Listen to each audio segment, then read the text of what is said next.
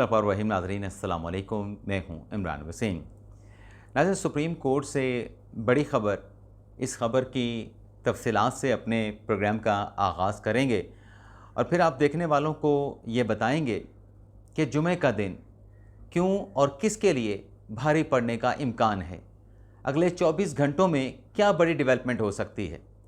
ये तफसीलात आपकी खिदमत में पेश करने के बाद हमारे प्रोग्राम की जो दीगर अहम ख़बरें हैं, ख़ास तौर पर दो अहम शख्सियात की मुलाकात में अहम पैगाम का तबादला, सियासी खेल उल्टा पड़ गया, एंकर को बिला आखिर इंसाफ मिल गया। फिर इन ख़बरों की तफसीलात भी आगे चल के आप नाज़रीन के साथ हम शेयर करेंगे। तो पहली ख़बर जो कि सुप्रीम कोर्ट से जुड़ी है, इससे अपने व्लॉग का आगाज़ करते हैं।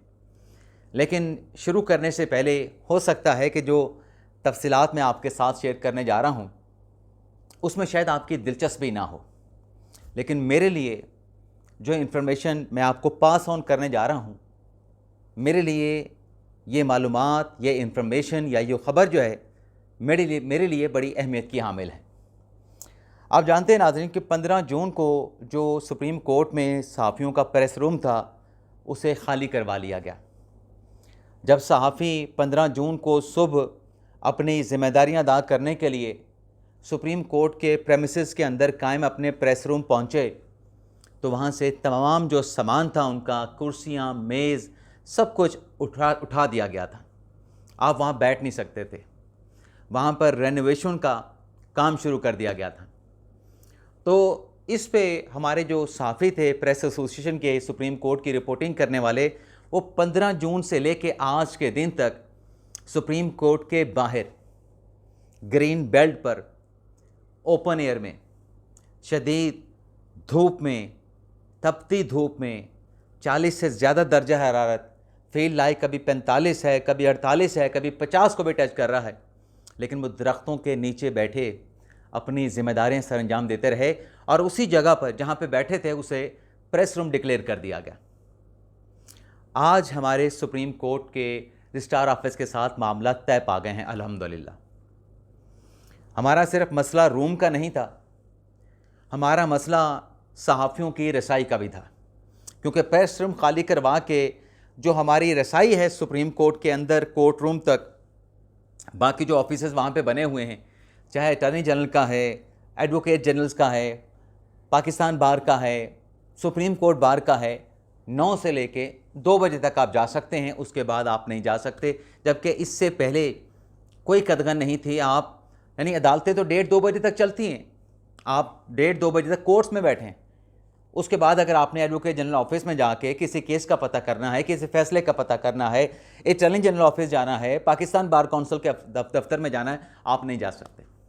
लेकिन अब सेनेटरी परवेल की दोनों जानिब से जो है वो कहते हैं ना कि एक कदम आगे जाना, एक कदम पीछे हटना, तो मामला तय पा गए। लेकिन इस दौरान नाजरीन, जो हमारे साथी हमारे साथ खड़े रहे इस शदीद हब्स और घुटन वाली गर्मी में हमारे साथ बैठते थे, और किसी जगह पे भी मैंने ये नहीं देखा कि उनका जो हौसला है वो पस्त हुआ हो, बल्कि उनके अज़म से मुझे हौसला मिलता था। तो अगर ये कामयाबी मिली है तो इसमें मेरा कोई क्रेडिट नहीं, मेरे साथियों का क्रेडिट है जो साया बन के चट्टान की तरह मेरे साथ खड़े रहे।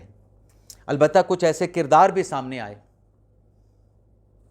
जो छुरा घोंपने के मुतरादिफ थे, लेकिन उनमें से मैं किसी का नाम नहीं लूँगा, बल्कि मैं कुछ और भी जिक्र करना चाह रहा था, उसको भी मैं नाम लिए बगैर।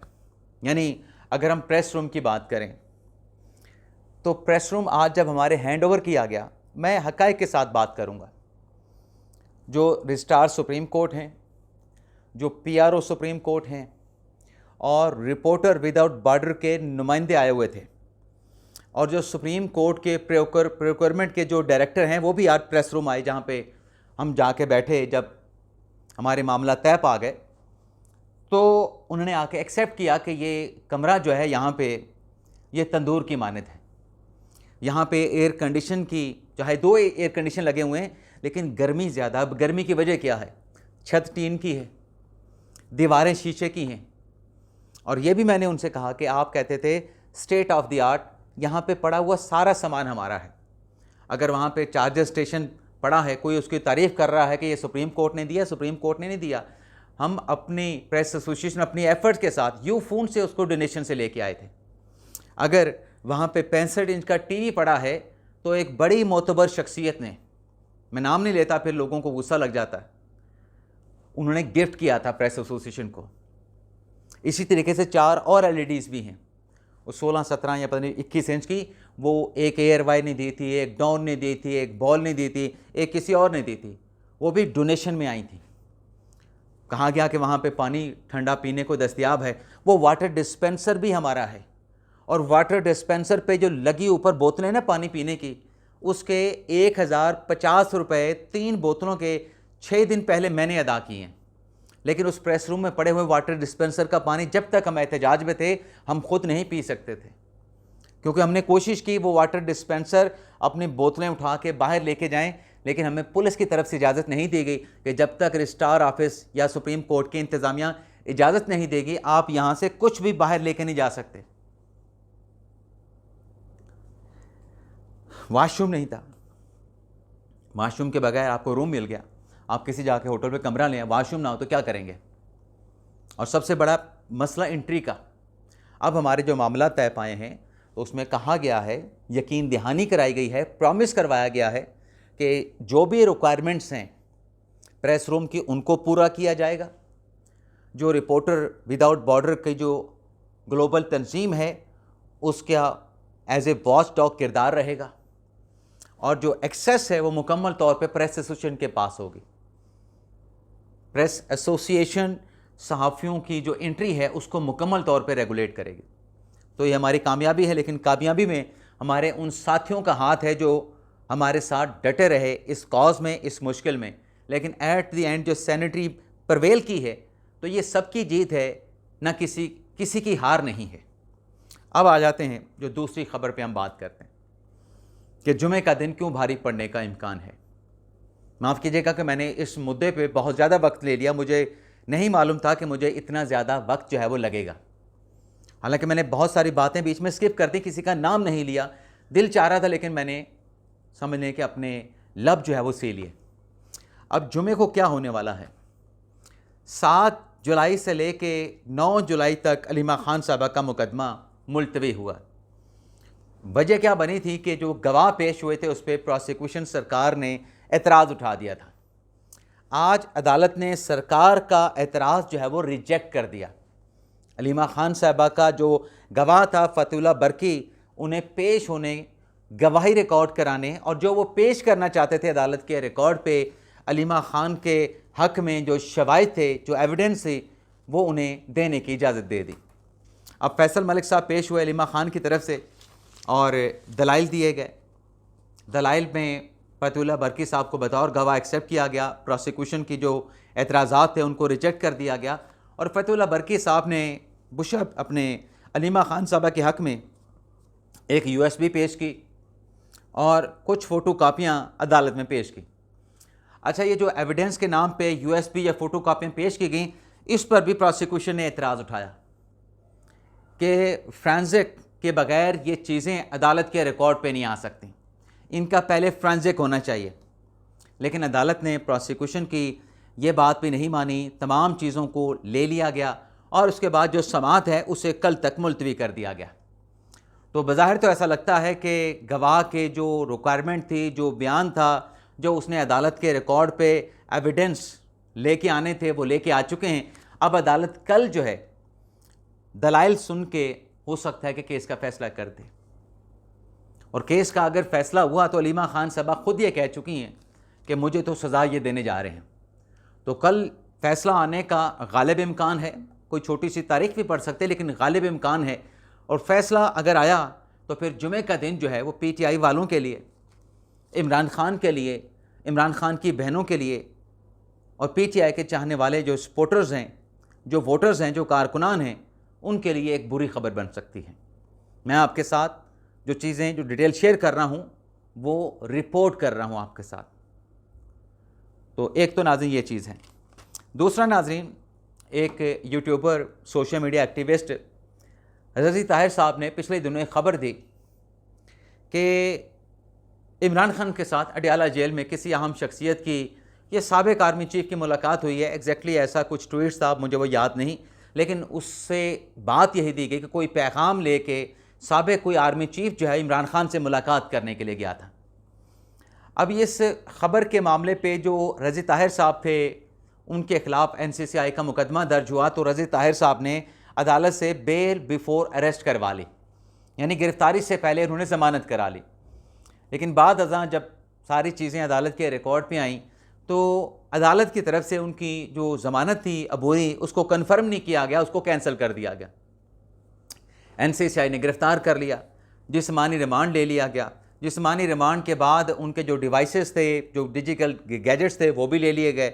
तो रज़ी ताहिर साहब ने अपनी लीगल टीम के ज़रिए बेल आफ्टर अरेस्ट की एप्लीकेशन फ़ाइल की, लेकिन जो मजिस्ट्रेट साहब हैं अब्बास शाह साहब, उनकी अदालत में यह केस लगा और जज साहब ने बेल आफ्टर अरेस्ट की जो दरख्वास्त थी उसको भी रिजेक्ट कर दिया। अब जो वकील थे यूट्यूबर रज़ी ताहिर के, उनकी तरफ से कहा गया कि तफ्तीश मुकम्मल हो चुकी है। जब तक तफ्तीश मुकम्मल हो चुकी है तो उसके बाद जो उनके क्लाइंट हैं, मौक्कल हैं, उनकी गिरफ़्तारी का कोई जवाज़ बाकी नहीं रहता, तो लिहाजा उसकी ज़मानत को एक्सेप्ट करके ज़मानत पर रिहा किया जाए। लेकिन प्रोसिक्यूशन यानी पुलिस की तरफ से अदालत को ये बताया गया कि जो डिजिटल गैजेट्स हैं, जैसे उनकी मोबाइल डिवाइस है, बाकी चीज़ें उनसे जो रिकवर की गई हैं, उनका फ्रांसिक करवाया गया है और पंजाब फ्रेंसिक लैब से उसकी जो रिपोर्ट है वो रिपोर्ट आना बाकी है। तो जब तक रिपोर्ट ना आए तो उनकी तरफ से एतराज़ किया गया कि ज़मानत मंजूर नहीं की जा सकती, एक कानूनी सवाल उठाया गया। तो अदालत ने दलाइल सुनने के बाद यूट्यूबर रज़ी ताहिर की जो बेल आफ्टर अरेस्ट की दरख्वास्त थी उसे अदालत की जानिब से मुस्तरद कर दिया गया। तो दो अहम शख्सियात की ख़बर देना कि किसी अहम पैगाम का तबादला हुआ है। अब उस मामले पे ये यूट्यूबर रज़ी ताहिर गिरफ़्तार हैं। पहले गिरफ़्तारी से पहले वाली ज़मानत खारिज हुई और अब गिरफ़्तारी के बाद वाली ज़मानत की दरख्वास्त जो है वो भी अदालत की जानिब से खारिज कर दी गई, यानी अब उन्हें एपलेट फोरम पर जो है वो ज़मानत के लिए रजू जो है वो करना पड़ेगा। इसके अलावा नाज़रीन एक और अहम ख़बर है नाज़रीन, वो ये है कि एंकर मुरीद अब्बास, हम यूट्यूबर की बात कर रहे थे, अब एंकर मुरीद अब्बास की बात कर लेते, जिनका जुलाई 2019 में कत्ल कर दिया गया था माली लेन देन के मामले पे, और मुल्ज़मान थे दो, आतिफ़ ज़मान और आदिल ज़मान। आतिफ़ ज़मान तो गिरफ़्तार हो गए थे, लेकिन आदिल ज़मान जो है वो सुप्रीम कोर्ट से ज़मानत ना मिलने पे मफरूर हो गए थे। लेकिन आज 7 साल के बाद जुलाई के महीने में उसका मर्डर हुआ।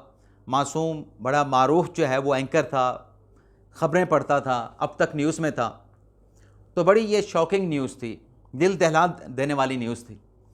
तो आज 7 साल के बाद कराची की अदालत ने एंकर मुरीद अब्बास के कत्ल का फ़ैसला किया है। यानी 7 साल के बाद उस मरहूम एंकर को इंसाफ मिला है, उसकी फैमिली को इंसाफ मिला है। फ़ैसला क्या हुआ है, दोनों जो मुल्ज़मान पकड़े हुए हैं, जो मुल्ज़म पकड़ा हुआ है आतिफ़ ज़मान, उसको 2 मरतबा सज़ाए मौत सुनाई गई है, और जो दूसरा मुल्ज़म मफरूर है आदिल ज़मान, उसे अदालत की तरफ से इश्तिहारी करार दिया गया है। जबकि फ़ैसले में अदालत की तरफ से जो फैमिली है उसको 10 लाख रुपए, मुल्ज़म जो पकड़ा हुआ है 10 लाख रुपए उन्हें अदा करने का हुक्म भी दिया गया है। एक और ख़बर भी नाज़रीन अदालत से चलें, 7 साल के बाद फ़ैसला आया। वैसे तो ये फ़ैसला 1-2 साल में हो जाना चाहिए था, इतना तवील मतलब अरसा इस फ़ैसले को नहीं लगना चाहिए था। अब नाज़रीन बात कर लेते हैं एक और भी अदालती फ़ैसला, और वो है बहरिया टाउन के हवाले से। फ़ैसला नाज़रीन ये है कि 3 मुल्ज़मान पे ये इल्ज़ाम था कि जो बहरिया टाउन के मुख्तलिफ़ प्रोजेक्ट के लिए हवाला हुंडी से पैसा बाहर मुंतकिल किया जाता है। अब दुबई में भी बहरिया टाउन का प्रोजेक्ट है, आप जानते हैं, तो हवाला हुंडी के ज़रिए यानी मनी लॉन्ड्रिंग के ज़रिए पैसा जो है वो बाहर जा रहा है। तो उस पर जो मुतलका अदालत है वहाँ पे ट्रायल हुआ, और ट्रायल में अदालत ने 3 मुल्ज़मान को जो है कैद और जुर्माने की सज़ा सुना दी है। अब तीनों मुल्ज़मान को 1-1 साल की सज़ा सुनाई गई है, और अदालत की तरफ से मुल्ज़मान को 5-5 लाख रुपए जुर्माना किया गया है। और ये फ़ैसला जो जज साहब हैं नसरुम मिनल्ला बलोच साहब, उनकी तरफ से ये फ़ैसला जो है वो सादिर फरमाया गया है। इसके अलावा TLP के इंट्रा पार्टी इंतखाबात से मुतल्लिक़ गुज़िश्ता रोज़ इलेक्शन कमीशन में बड़ी अहम समाअत हुई।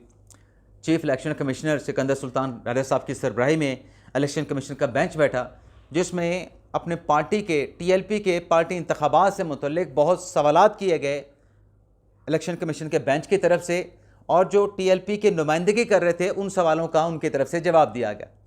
तो अदालत ने तमाम प्रोसीडिंग मुकम्मल करने के बाद, मौक़िफ़ सुनने के बाद, फ्री कैन के दलाइल सुनने के बाद TLP के इंटर पार्टी इलेक्शन के मामले पे जो फ़ैसला है वो इलेक्शन कमीशन की जानिब से महफूज कर लिया गया है, जो कि मुनासिब वक्त पर जो है वह अनाउंस किया जाएगा। इजाज़त चाहते हैं नाज़रीन, अल्लाह हाफ़िज़।